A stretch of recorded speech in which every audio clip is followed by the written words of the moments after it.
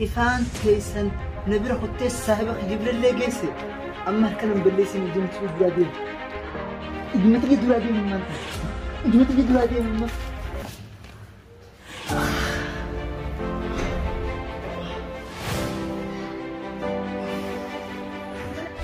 Mana kawan sinjir dah gaya nanti buat mati. Ani kiasa babi jadi biar aku telepon kiasa orang. Temtai sinjir atau dubira tu dia mati. Mal.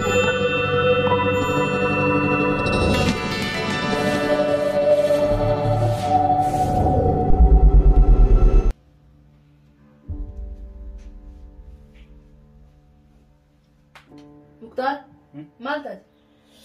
Oh tak. Mal kena ya? Kenapa? Mal tak rakon jelas nanti mika.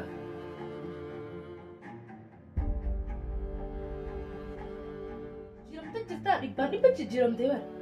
Yo rakon jelas kan hati jelas. Yo kan sita nanti jalan tu saya bekia ti sanif nanti ini yo kan nama nadur teru furu tu nanti ini jatuh derre bahasa nanti itu. Wana rush te aku jirum beka wana rush.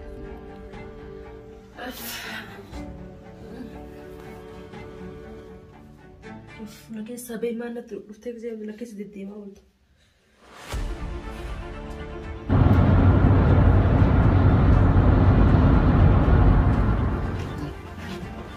دفتر إرادة نوفدي مكانه دفتر إرادة جباني نار على نار مرادش على نويا دوبا ما أنا بالبليني دفتر درر لك يا كلمة دكتور تريدين جباني يعني أنك سينجو وسؤال ما Kawatu tadi,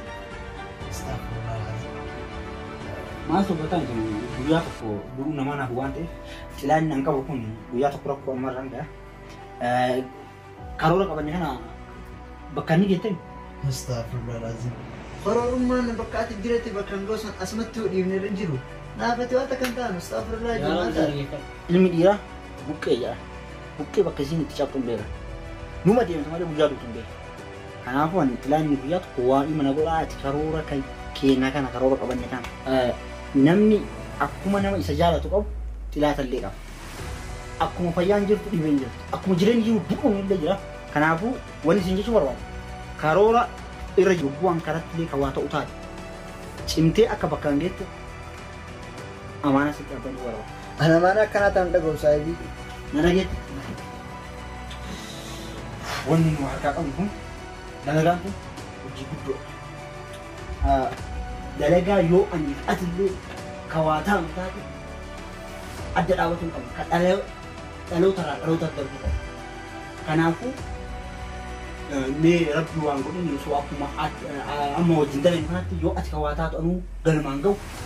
Yo ani kawata utati at aka galmangau tu apinda. Wang kana tay. Ani le ga kawata at ufitimti jajjabati kapalti si berpaju unda kapalti.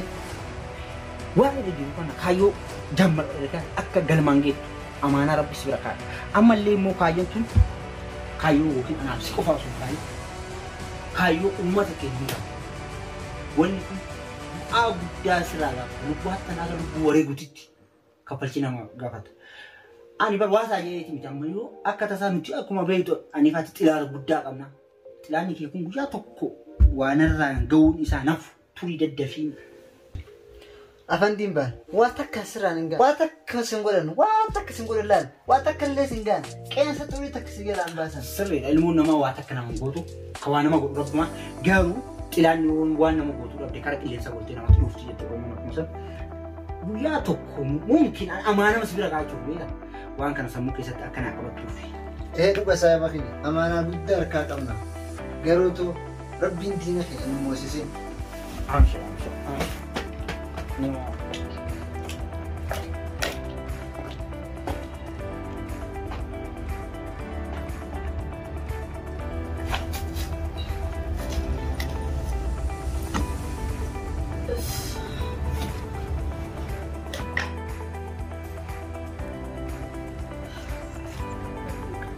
Karena jawab aku bertahu rasa. Baik.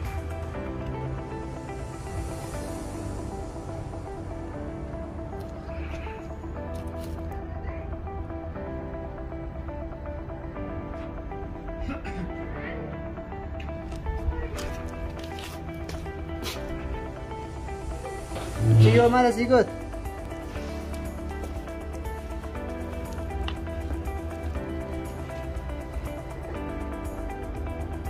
Maal asii gootaati?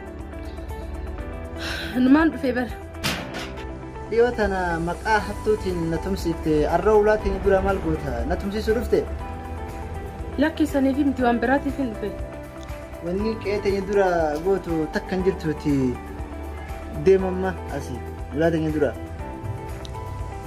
Dhiifamaa si gaafachuu dhufee bara. Dhiifama na gaafachuu dhufte sababa kee ijji nama dooyitee dirqi fayyise garaan nama daa'ee miilii na cabee inni hundina dhuchaa'ee torbaan sadii ciisee bar sa'a 5 wajjin daqiiqa 10 irra dabal waan kana hunda na gootee amma dhiifama na gaafachuu dhufte.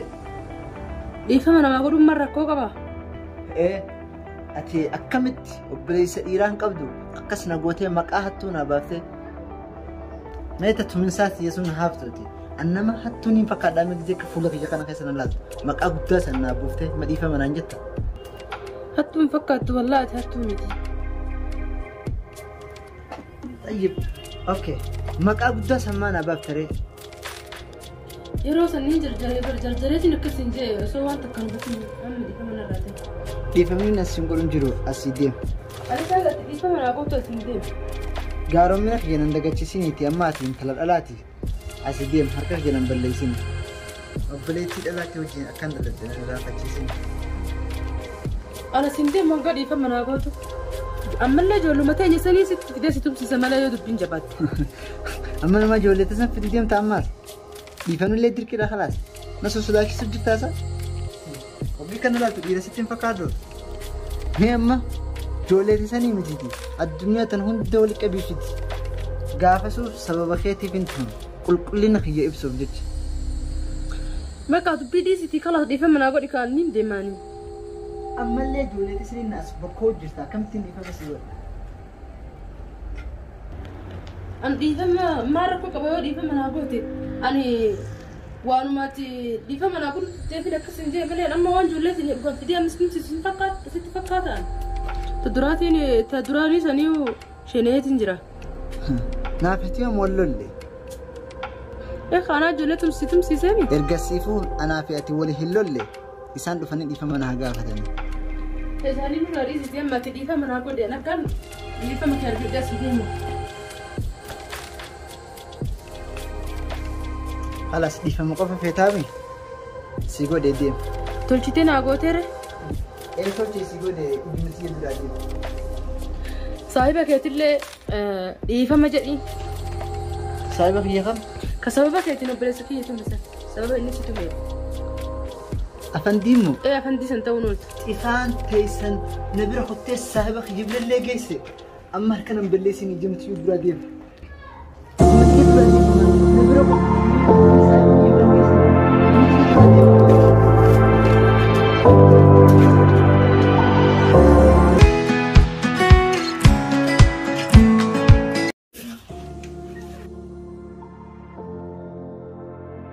Aici de la imagine, remote pe ea ca bun.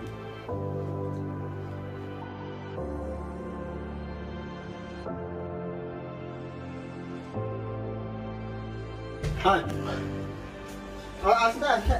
Azinta ai kana na boli TV da la. Muhammad TV dams TV kana dams TV kana. Okija. TV kana dams.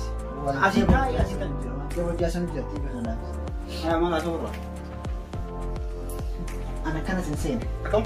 إذا أتنا جبا تكان وأنا أوسط اللي سنسين وان كمين أوسط أنا مدرسة كجيبة ولا أتمو كجيبة بدوانا نتين كجيبة نكجيبة يا بوليس كي أيوسط تكال لما أنا مدرسة كجيبة بيو ما أعرف نانية تكال قول أتي ناجتش مشاكل بدواسا ركو بدواسا كذا سنتي وقاي أتي أنا يتش جولي نتوم تسنين إيتي ولولي Oh my God إنه ستم ati dubbiin amma dhufatti ati naa jecha ijoollee saniin wal tumtee cafeetee kanatti nini akkamitti dhoofite narra dubbita. Silaa jarri sun akkasis cafaqaniitiin kan irraan kafale kan haaloo kan keessan irraan baane maaliif saahiba kee ta'e kan inni lafatti dhiyeessitti ni fakkaata. Akkuma yaadu aqliin kee kun yogguu moqa dalchi.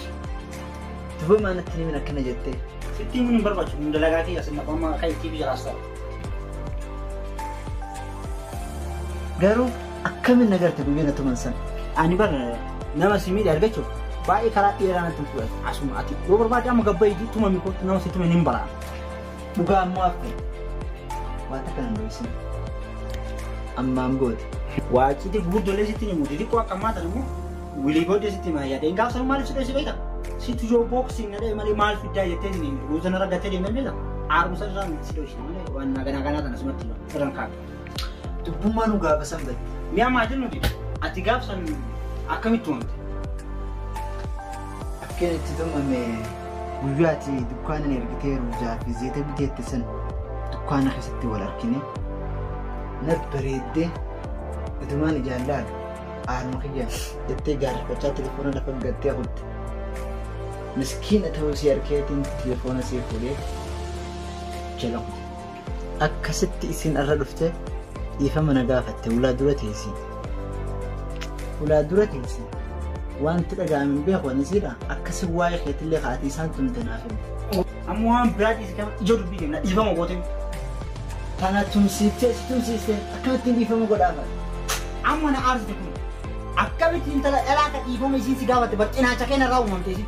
Intala dhalaa akkamitti dhiifama godhini saayibummaa kennaa balleessa. Ana badii qaba kasii jecha nama tokko. Maaliif dhiifama godhini bilbila irraa fuutaa. Barakkoo isiin tun intala dhalaa dhiira seedha.